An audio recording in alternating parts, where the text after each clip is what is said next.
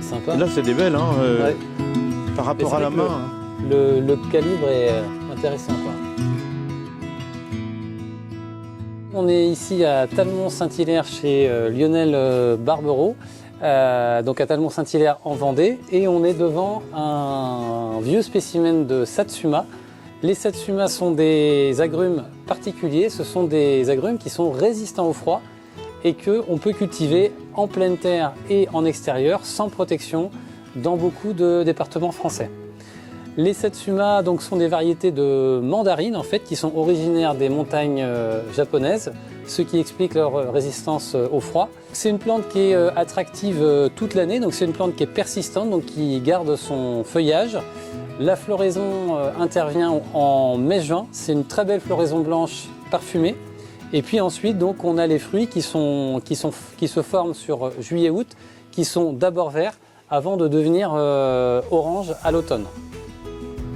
Donc c'est une plante qui va apprécier d'être plantée à mi-ombre ou au soleil, mais dans un sol qui soit assez riche. Les agrumes, en général, ce sont des plantes qui sont assez gourmandes en engrais ou en compost.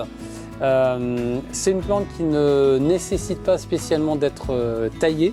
C'est une plante qui est facile à cultiver.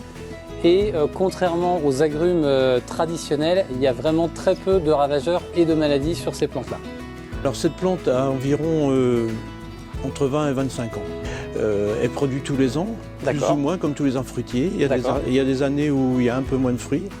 Une année, on avait compté les fruits, on en avait 600.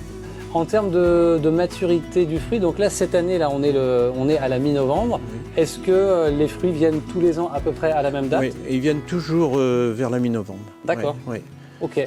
Alors après ça se prolonge, hein. On arrive à avoir les derniers fruits à Noël.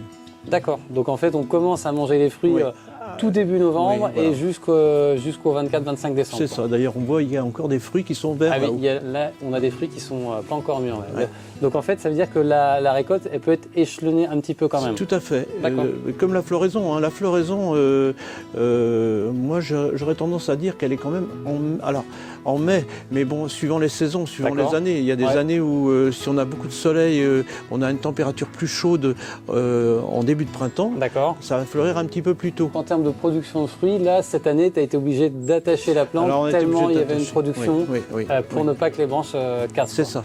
Et donc après, une fois que les fruits sont récoltés, on peut enlever cette je vais retailler beaucoup plus cette année pour que lui redonner une forme pour qu'il soit plus costaud l'année prochaine, on va dire. D'accord. Vu que c'est une plante que tu connais très bien, je te laisse choisir le stade des fruits les plus intéressants au niveau gustatif. Ça c'est presque trop mûr. D'accord. Okay. Ça me semble bien là. D'accord, donc en fait il faut que ce soit encore un petit peu verdâtre. Oui voilà, c'est ça. Ok, voilà. Merci. Je te laisse t'ouvrir. Et donc effectivement, la peau elle s'épluche très facilement. Oui. Et il y a très peu de pépins. Hein. Oui. Il y a très peu de pépins. On va regarder ça, donc en fait effectivement, on voit bien que là le fruit n'était pas complètement orange et pourtant voilà le fruit est vraiment complètement mûr.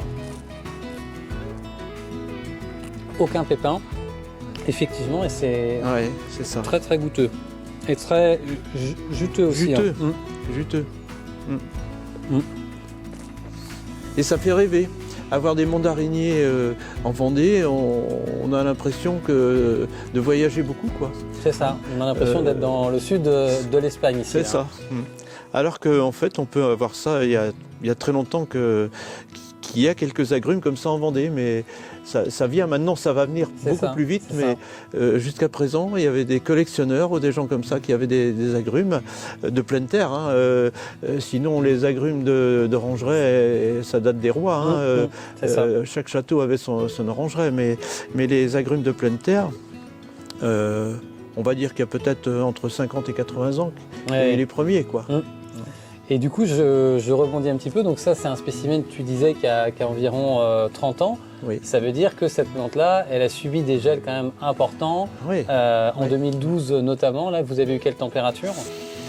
En 2012, je ne me souviens plus, on a dû avoir de l'ordre de -8 peut-être, -8, -10. Et donc, il n'y a eu aucun symptôme, rien. Pas de feuilles de grillère, rien du tout. Oui.